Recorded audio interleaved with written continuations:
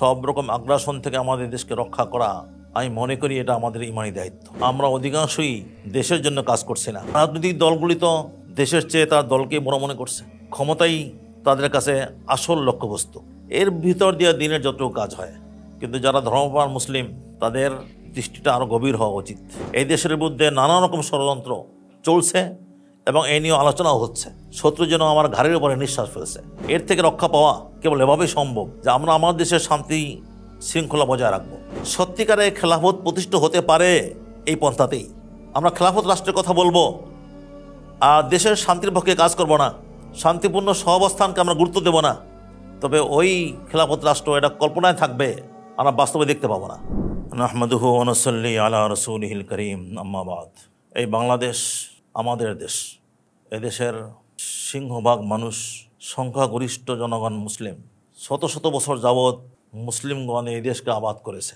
এই দেশের সঙ্গে এই উম্মার রক্তমাংসের সম্পর্ক, প্রাণের সম্পর্ক।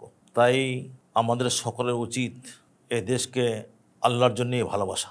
আর এই দেশকে যদি আমরা আল্লাহর জন্য ভালোবেসে থাকি, তবে আমাদের অবশ্য কর্তব্য এই দেশকে গড়ে তোলা এবং এই দেশকে রক্ষা করা।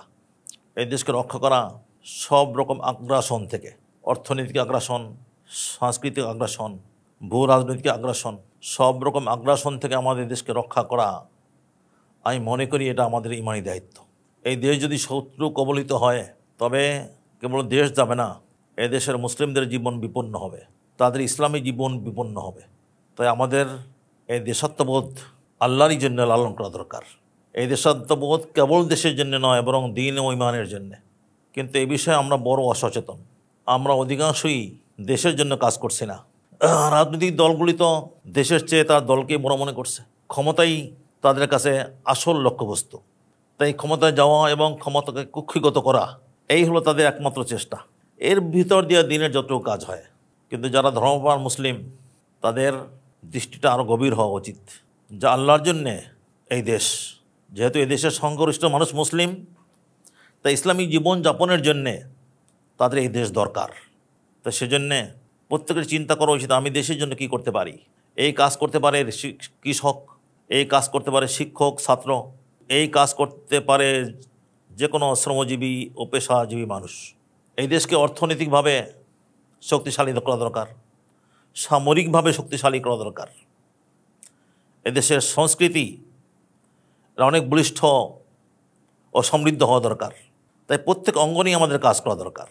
কাজ করার জন্যে জরুরি শান্তি শৃঙ্খলা বজায় রাখা। যদি দেশের শান্তি শৃঙ্খলা প্রতিষ্ঠিত না থাকে, তখনও কাজ করা কঠিন। তো এই জন্যে প্রত্যেক নাগরিকের এদিকেও লক্ষ্য রাখা উচিত, যাতে এই দেশের শান্তি শৃঙ্খলা প্রতিষ্ঠিত থাকে।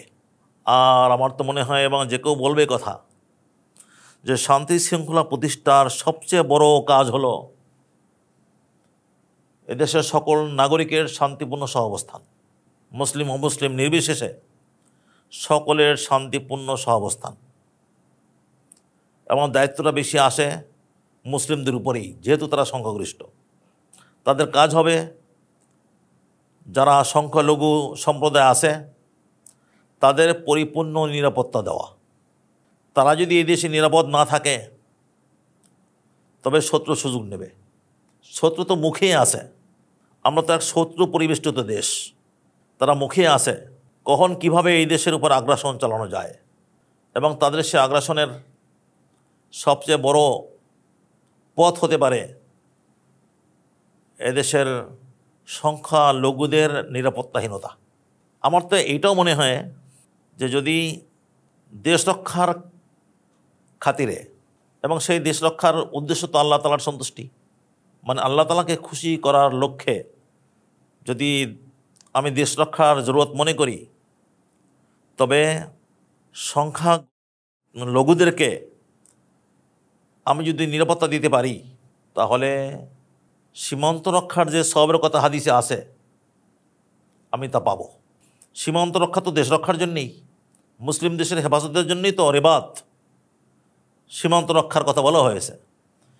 এবং কোরআনে কারিমে তো হুকুমও দেওয়া হয়েছে রাবিতু, ইয়া আইয়ুহাল্লাযীনা আমানু সবিরু ওয়া সাবিরু ওয়া রাবিতু। এই যে রাবিত মুরাবাতাহ, এটা সরাসরি অর্থ সীমান্ত রক্ষা, সীমান্ত প্রহরা। হাদিসের সওয়াব বলা হয়েছে তো এরকম যে রিবাত ইয়ামিন ফি সাবিলিল্লাহ খায়রুম মিনাদ দুনিয়া ওয়া মা আলাইহা, যে আল্লাহর পথে কেউ যদি একদিন সীমান্ত রক্ষার কাজ করে তো সেইটাই দুনিয়া এবং দুনিয়ার উপরে যা কিছু আছে সব কিছুর চেয়ে শ্রেষ্ঠ। মানে এই সবটাও যদি কেউ আল্লাহর পথে খরচ করে তাতে যে সওয়াব পাবে তার চেয়ে বেশি সওয়াব পাবে একদিন আল্লাহর পথে সীমান্ত রক্ষার কাজ করলে। খুব সম্ভব এক হাদিসে এই কথাও আছে যে রিবাত ইয়ামিন ওয়া লাইলাতিন খায়রুম মিন কিয়ামি শাহরিন ওয়া সিয়ামিহি, একদিন এক রাত সীমান্ত প্রহরা দেওয়াটা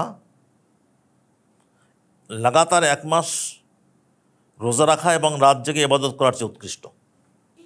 তো এই সীমান্ত রক্ষার সরাসরি কাজ হলো সীমান্তে গিয়ে পাহারাদারির কাজ করা, যেমনটা আমাদের দেশের সীমান্ত রক্ষীরা করছে। তা প্রত্যেকে আপন আপন জায়গায় থেকেও সীমান্ত রক্ষার কাজ করতে পারে। যে যদি কেউ এই উদ্দেশ্যে চাষাবাদ করে যে আমরা যদি কৃষি নির্ভর হতে পারি তাইলে আমরা এই কৃষি পণ্যের জন্যে অন্য দেশের দ্বারস্থ হতে হবে না। ফলে আমার সীমান্ত দিয়ে অন্য দেশের পণ্য ঢুকবে না আমার দেশে, আর অন্য দেশের পণ্য যদি না ঢোকে তবে আমার কৃষক সে সচ্ছল থাকবে, তার মেহনতটা কাজে আসবে, বিফল যাবে না। এমনিভাবে ওই যে কথা বললাম যে আমি যদি সংখ্যালঘুকে নিরাপত্তা দিতে পারি এই উদ্দেশ্যে যে আমার দেশের সংখ্যালঘু নিরাপদ থাকলে তাহলে শত্রু সুযোগ পাবে না। শত্রু সীমান্ত অতিক্রম করে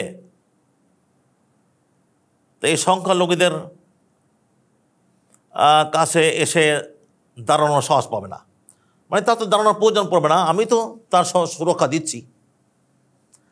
সে শত্রু যদি সীমান্ত অতিক্রম করে সংখ্যালঘুদের নিরাপত্তা দিতে চায় তো তার অর্থ তো হবে এই দেশকেই গ্রাস করে ফেলা, সংখ্যালঘু নিরাপত্তার ছলে দেশকে গ্রাস করা। তো আমি আপন জায়গায় থেকেই আমি আমার ঘরে থেকেও সীমান্ত রক্ষার সওয়াব পেতে পারি। আমার মনে হয় এই সময়ে সবচেয়ে গুরুত্বপূর্ণ কাজ এইগুলি।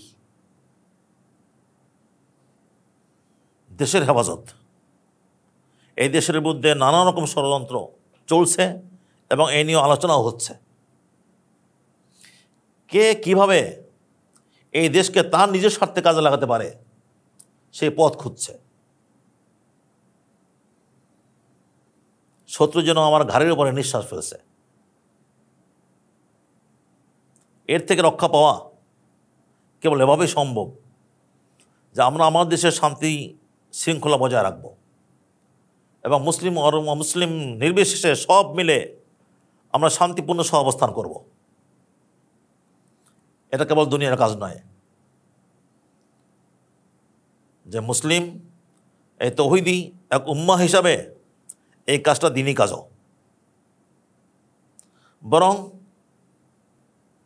সত্যিকারে খেলাফত প্রতিষ্ঠিত হতে পারে এই পন্থাতেই। আমরা খেলাফত রাষ্ট্রের কথা বলবো আর দেশের শান্তির পক্ষে কাজ করব না, শান্তিপূর্ণ সহাবস্থানকে আমরা গুরুত্ব দেব না, তবে ওই খেলাফত রাষ্ট্র এটা কল্পনায় থাকবে, আমরা বাস্তবে দেখতে পাবো না। আমাদের বিচক্ষণতার পরিচয় দেওয়া উচিত, সব কাজ সুচিন্তিতভাবে করা উচিত। কোন কাজের কি ফলটা সুফল হবে না কুফল তা ভেবেই চিন্তে কাজ করা উচিত। আল্লাহ তাআলা আমাদের সবাইকে এই দেশকে আপন ভাবার, এই দেশকে ভালোবাসার এবং এই দেশের শান্তি সমৃদ্ধি ও সুরক্ষার লক্ষ্যে কাজ করার তৌফিক দান করুন এবং তা যেন আমরা করতে পারি কেবল আল্লাহর জন্যেই, সেই তৌফিক আল্লাহ আমাদের সবাইকে দিন। ওয়া আখিরু দাওয়ানা আলহামদুলিল্লাহি রাব্বিল আলামিন।